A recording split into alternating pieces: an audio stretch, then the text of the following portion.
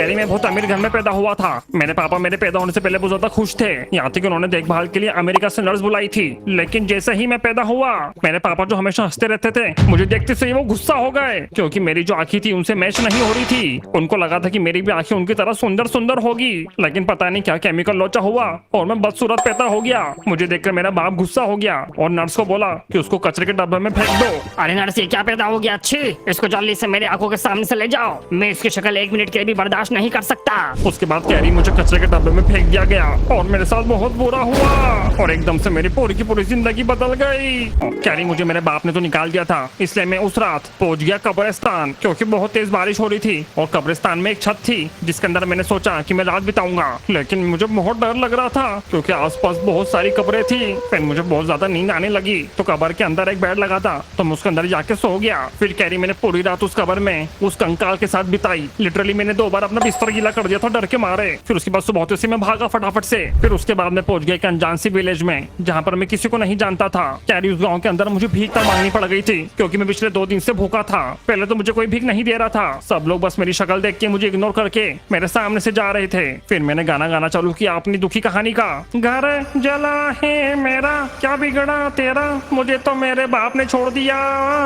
मेरा उदास गाना सुन के पूरा का पूरा गांव इमोशनल हो गया। फिर उन्होंने मुझे 2 वक्त का खाना दिया और फिर गांव में रहने के लिए जगह दी। पता नहीं कहाँ फेंक दिया था मुझे, लेकिन मैंने वहाँ रहना चालू कर दिया।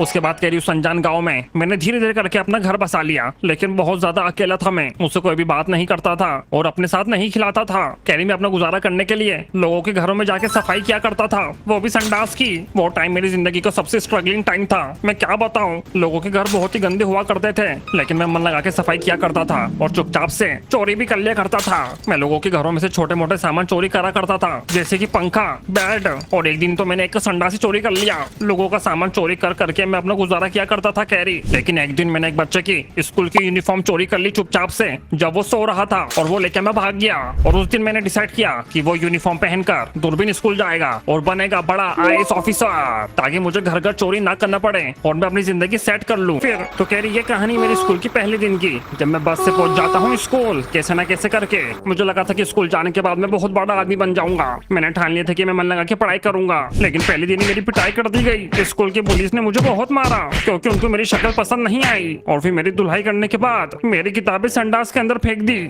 यहाँ तक कि मेरा स्कूल बैग भी फेंक दिया। लेकिन उसके बाद मैं जैसे ही क्लास के अंदर पहुंचता हूँ, टीचर मेरे पे गुस्सा हो जाती है। कहाँ थे तुम और तुम्हारे में से बदबू क्यों आ रही है? मैं उनको बताता हूँ कि पुलिस ने मुझे मारा और मेरी किताबें संडास में फेंक दी, पर वो टीचर पता नहीं क्यों मेरे पे यकीन नहीं करती और मुझे मार मार के भगा देती है। मैं चुपचाप से क्लास छोड़ के चले जाता हूँ और मैं खुद को कोसता हूँ कि मैंने पैदा होकर गलती क्यों कर दी। लेकिन तभी मुझे आवाज आती है कि बचाओ बचाओ। तभी मैं देखता हूँ कि एक लड़की क्लासरूम के अंदर बंद हो चुकी है। मैं उसकी हेल्प करता हूँ और उसको बाहर निकाल लेता हूँ। Thank you. तुम कौन हो? मैं उसकी आंखों में देखता हूँ और मैं दीवाना हो जाता हूँ पहली बार में ही, और वो लड़की भी मुझसे इंप्रेस हो जाती है क्योंकि मैं उसकी मदद करता हूँ। फिर उसके बाद कैरी मैं वो लड़की के साथ टाइम स्पेंड करने लग जाता हूँ। उस टाइम मुझे लग रहा था कि मेरी जिंदगी में सब कुछ धीरे धीरे अच्छा होने लगा है, लेकिन तभी उधर टीचर टपक पड़ती है और मेरे पे झूठा इल्जाम लगा देती है कि मैं लड़कियां छेड़ रहा हूँ। अच्छा, पढ़ाई लिखाई के समय छोड़ी बता रहा है। रुक, अभी प्रिंसिपल को भड़का के आती हूँ और तेरे को स्कूल से बाहर निकालती हूँ। उसके बाद मुझे वो स्कूल से जाना पड़ता है और कोई मेरा सपोर्ट नहीं करता। मुझे बेदर्दी से स्कूल से निकाल दिया जाता है और साथ में स्कूल से बैन भी कर दिया जाता है। इतना सब कुछ होने के बाद मैं समझ जाता हूँ कि माइनक्राफ्ट वर्ल्ड के अंदर मेरे लिए अब कोई जगह नहीं है। फिर मैं अपनी जिंदगी का सबसे टफ डिसीजन लेता हूँ और माइनक्राफ्ट की सबसे ऊंची बिल्डिंग से मैं छलांग मार देता हूँ। तो कैरी जैसे ही मैं कूदा, मेरी स्पीड स्लो हो गई, पता नहीं क्या हुआ, मैं एकदम धीरे धीरे गिरने लगा नीचे और पेड़ पे जाकर लैंड हो गया।